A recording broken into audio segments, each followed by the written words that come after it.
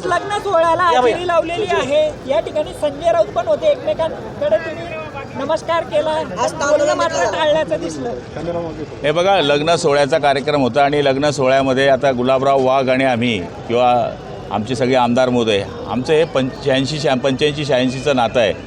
त्यामुळे आपल्या महाराष्ट्रामध्ये किंवा आपल्या खानदेशमध्ये ही संस्कृती आहे की पक्षविरहित काही संबंध असतात आणि त्या लग्न सोहळ्याला आम्ही उपस्थित राहिलो. पक्षाचे नेते म्हणून ते उपस्थित राहिलेत. त्यांनी नमस्कार केला, आपण नमस्कार केला.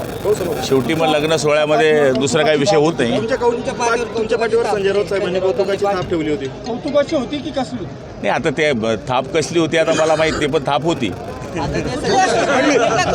संजय राऊत साहेबांचा उल्लेख केला.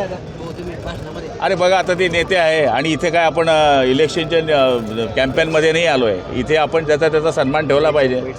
चुनाव आयोगा जेव्हा निवडणूक येईल त्यावेळेस आपला माल आपला असतो.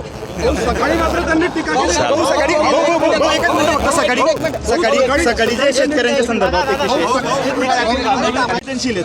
संवेदनशील आहे आणि जिल्ह्यातले मंत्री लवकरच भाजपकडे गेलेले दिसाल शिंदे गट आणि अजितदादा गट.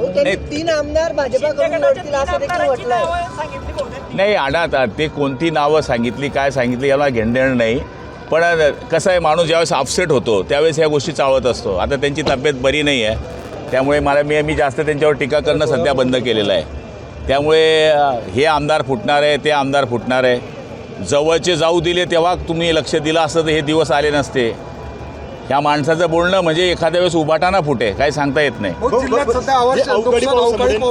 हे बघा, याच्यापूर्वीच आपण पंचनाम्याचे आदेश दिलेले आहे. आता पहिल्यासारखं राहिलं नाही. गुगल सिस्टीम आहे. तलाट्याला आदेश दिले का एका मिनिटामध्ये आपल्याला या गोष्टी कळतात. आणि कलेक्टरपासून तहसीलदारपासून जिथे जिथे नुकसान झालं आहे तिथे पंचनामे सुरू आहेत. आणि सगळ्या शेतकऱ्यांना मागच्या काळापासून केळीचं असेल आतापर्यंतचे असे सगळे विमा आम्ही देण्याचा प्रयत्न केलेला आहे. राऊतांना काय माहिती, मुंबईची बिल्डिंग बांधणाऱ्या माणसाला केळं कुठं लागतं कुठं माहिती आहे.